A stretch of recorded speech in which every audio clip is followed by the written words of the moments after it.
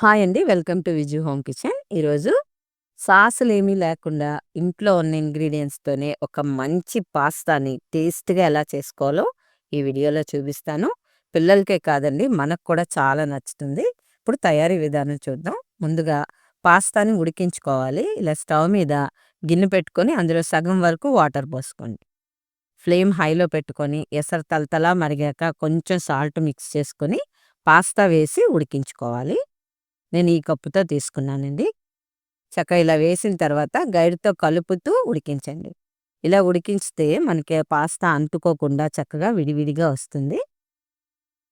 మొత్తం ఇలా కలుపుకోండి. మనం నూడిల్స్‌కి ఎలా అయితే ఉడికిస్తామో సేమ్ అదే ప్రాసెస్‌లో ఉడికించుకోవాలి. ఒక 90% వరకే ఉడకాలండి. ఎసరు ఇలా మరుగుతుంది కదా! ఇప్పుడు ఉడికిందో లేదో ఒక్కసారి టెస్ట్ చేసుకుందాం.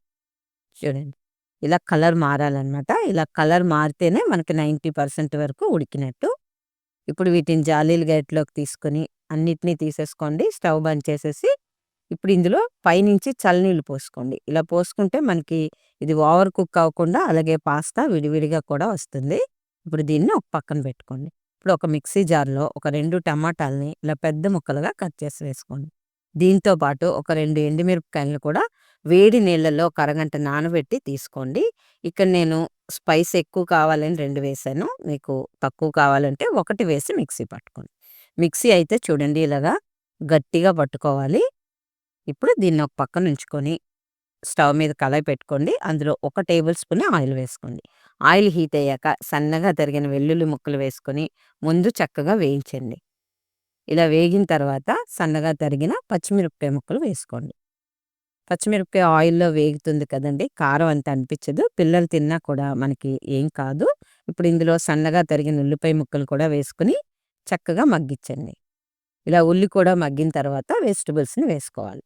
క్యారెట్ ముక్కలు, అలాగే క్యాబేజీ, పచ్చి బఠాణీ. నా దగ్గర ఇవే ఉన్నాయండి, వేశాను. మీ దగ్గర ఇంకేమైనా ఉన్నా కూడా వేసుకోవచ్చు. చక్కగా ఇలా మొత్తం అంతా కూడా బాగా కలుపుకోండి. కలిపినాక క్యాప్సికమ్ వేసుకోండి. క్యాప్సికమ్ తొందరగా మెల్ట్ అవుతుంది కదా! అందుకే చివర్లో వేసుకోవాలి. చక్కగా ఇదంతా బాగా కలిపిన తర్వాత ఇందాక మనం రెడీ చేసి పెట్టుకున్న టమాటా సాస్‌ని ఇందులో వేసేసుకుందాం. ఇది పచ్చివాసన లేకుండా వేయించండి. పచ్చి టమాటా కదా గ్రైండ్ చేసాం. చక్కగా ఇలా ఒక నిమిషం పాటు వేయించుకోండి. ఇలాంటి సాసులు తయారు చేసుకొని మన ఇంట్లో వండుకుంటే చాలా బెస్ట్ అండి. నేనెప్పుడు ఏది చేయాలనుకున్నా ఇలాగే సాసులు అది చేసుకుంటాను. ఒక్క రెస్టారెంట్ స్టైల్‌లో అయితేనే నేను బయట కొని తెచ్చుకున్నవి వేసుకుంటానండి. ఇంట్లో మా వాళ్ళకి వండుకోవాలి అనుకుంటే నేను ఇలానే చేసుకుంటాను. ఇప్పుడు సాల్ట్ వేసాం కదా! ఇప్పుడు కార్న్ ఫ్లోర్ వాటర్ కూడా లైట్‌గా ఒక టీ స్పూను తీసుకొని చక్కగా పల్చగా కలుపుకొని వేసుకోండి. ఈ కార్న్ ఫ్లోర్ వాటర్ వేస్తున్నప్పుడు ఫ్లేమ్ సిమ్‌లో ఉంచుకోండి. చక్కగా ఇదంతా మిక్స్ అయ్యాక పాస్తా వేసుకోండి. చాలా అంటే చాలా టేస్ట్‌గా ఉంటాయండి. ఇలాంటి స్నాక్స్ మన ఛానల్‌లో చాలా ఉన్నాయి.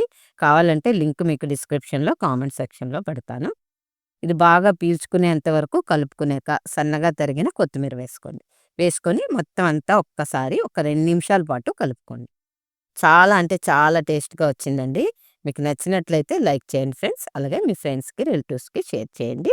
కొత్తగా చూస్తున్నోళ్ళు సబ్స్క్రైబ్ చేసుకొని, పక్కన ఉన్న బెల్ ఐకాన్ యాక్టివేట్ చేస్తే నేను ఏ డిష్ అప్‌లోడ్ చేసినా మీకు నోటిఫికేషన్ వస్తుందండి. Thank you for watching.